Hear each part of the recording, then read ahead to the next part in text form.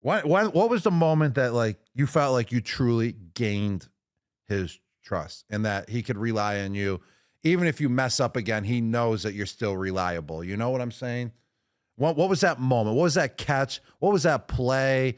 If it was a practice or if it was a when game. Wes left. Well, because he loved Wes. You just were not playing when Wes was there. Yeah. Okay, Jules. No, but you couldn't have Tom Brady's trust when you were on the bench. It was when Wes left. He didn't like bench players. Okay, he didn't like it. It was when he left. He had to trust me. He had to. All right. And then it was week 1 and 13 where we played Buffalo and we went out there and we won. I had 2 touchdowns. And that's when I felt like, all right, because we had some spurts where Wes would get banged up and he wouldn't play, but he didn't like trust me until you had to be the guy. Yes, and then he truly trusted you. And that's the situation though. He doesn't really trust a guy that he's not able to throw to. You just got to see 15 times a practice. Yeah. He has to see it. He has to do the repetitions with you in order to truly gain your trust. And it doesn't happen overnight. No, he gains your trust, and you gain his trust as well. Just over time. Over time, I would say my situation was when we played the Chicago Bears on the one-on-one Panther route when I was going. Was it in the snow? Yeah, versus Brian Urlacher, and he wanted to gain my trust. He wants to see me be physical. That's what he always emphasized to me. Be fucking physical, Gronk.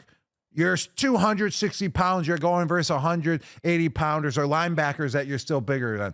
Be physical. And this was the play, Panther out, 1-out run. I run into the end zone, kind of hit the guy with my shoulder, then turn around, and the ball will be right there. Because when you're physical, it pushes the guy back a little bit. When you use your shoulder, you turn around, then there's that little ounce of separation, and Tom can see that. He can see the field. He can see all the separation in the world. Sees it. He sees it. He can see every little detail that's going out on the field. And when he sees that little detail in that route, with the physicalityness, he knows that you're going to be open. There's going to be a little window. I hit Brian Urlacher. We practiced it and that Friday. He says, I want to see that in the game because I ran it great on Friday. So the game comes, 1-on-1 versus Brian Urlacher. Give him the shoulder, turn right around. The ball's right there, nice and low, where it's always supposed to be in the red zone. Boom, catch it. And ever since then, I gained Tom Brady's trust right there and then on the spot, which was one of the greatest moments of my career. Yeah, I remember that. It's you had to see it. That's what makes him. He's a dog, man. He's an assassin. He is an assassin. What's your favorite Tom memory? My favorite Tom memory is actually, this is one of my favorite memories of all time. When we were playing the Indianapolis Colts and I ran that 5-yard out route, caught it versus DeQuell Jackson. I did a little spin move. He kind of fell, did a little split. It was like very great route by me and great after the catch too. And then I'm running, I'm going, there's a couple other guys and here comes Julian Edelman. Kaboom! Just absolutely levels Adams, the safety, gets him out of my way. I'm like, thanks, Jules, for the block, Then you jump and then I'm running into the end zone. I jump over Butler. Yeah. DB. Yeah, DB. What's his first name again? Darius Butler, who was previously on the Patriots, and then he went to the Colts, and now he's doing a great job in the media. Yeah, McAfee show. He's doing a great job. So shout out to Darius Butler. But I jumped over his ass, made me look good. Flipped into the end zone. I looked like an athletic 180-pound wide receiver. And then this was the moment, one of my favorite moments with him. Tom loved the route, loved the catch, loved your block. He was so pumped up.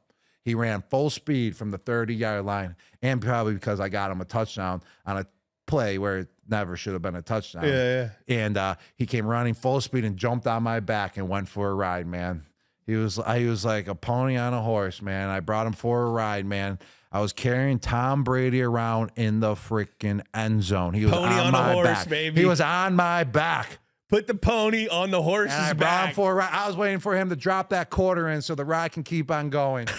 Yes. I didn't want him to get off. I was like, Tom Brady's on my back. Like what else do I need in my life? Oh my God. Yeah, and it's one of my favorite pitchers to sign to this day as well. I don't think he ever signed it. It cost like $5 billion to get him to sign a pitcher. So like I always sign the pitcher of him on my back. And like I'm waiting for that pitcher to be worth a lot more money once he signs it but he hasn't signed it yet.